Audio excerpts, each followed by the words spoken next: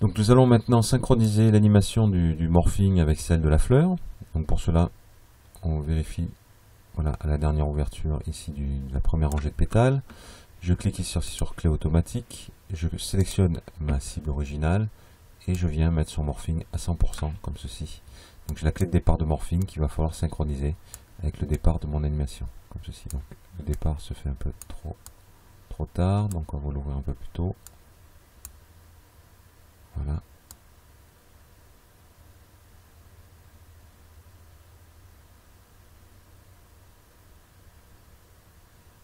Ok, comme ceci. Voilà, ça semble synchronisé.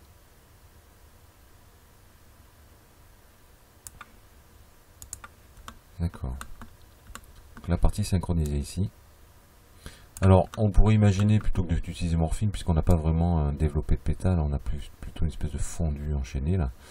Donc on pourrait imaginer utiliser les mêmes techniques pour les pétales du bourgeon que pour les pétales de la fleur, c'est-à-dire rajouter une autre partie, une autre rangée de pétales spécifiques au bourgeon et qui est la même animation et la même courbure que les pétales, avec le même principe, avec le ressort, avec l'élasticité, etc. Ça ferait beau et plus joli. Bon, déjà, je pense que dans la rapidité de la fleur, ça devrait aller comme ceci. Voilà. Donc on va lier un peu tout ça à notre tige. Donc comment on va par la suite courber un peu cet élément-là, on va s'apercevoir que il va falloir un peu utiliser des factices pour pouvoir attacher la fleur à notre tige. Alors on s'aperçoit qu'il y a toujours des méplats un peu sur la fleur, c'est normal, il faut recharger tout simplement la cible de morphing. Donc on revient sur interpolateur, clic droit, recharger cible, voilà, et tout rentre dans l'ordre, hein. C'est parce qu'il faut recharger à chaque fois la cible quand on fait une modification sur la cible, hein. Voilà. Ok. Alors, je vais venir maintenant mettre ma tête de lecture ici à 0. Ça c'est très important. Et je vais venir créer un factice, le factice d'attachement en fait. Hein, ce factice qui va me permettre d'établir une contrainte d'attachement sur une surface d'objet.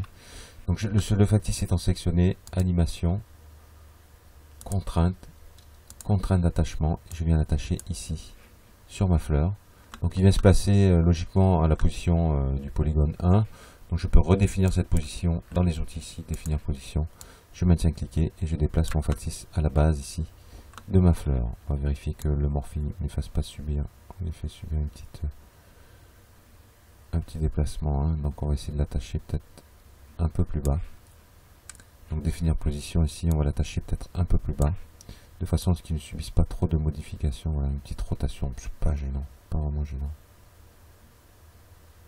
On verra par la suite. Ok. Donc important d'être à 0, sinon il va vous demander d'animer la position de ce factice. Donc ce factice, on le renomme factice attachement. Ok.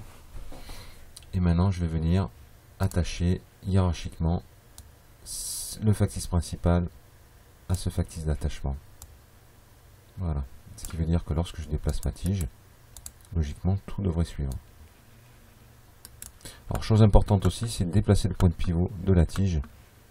Hein, on modifie le point de pivot, on va le déplacer ici à la base. Pour l'instant, on va voir. Voilà, ça ne devrait pas changer grand chose. Ok. Sauf que pour attraper la fleur, c'est peut-être plus pratique. Allez, c'est parfait.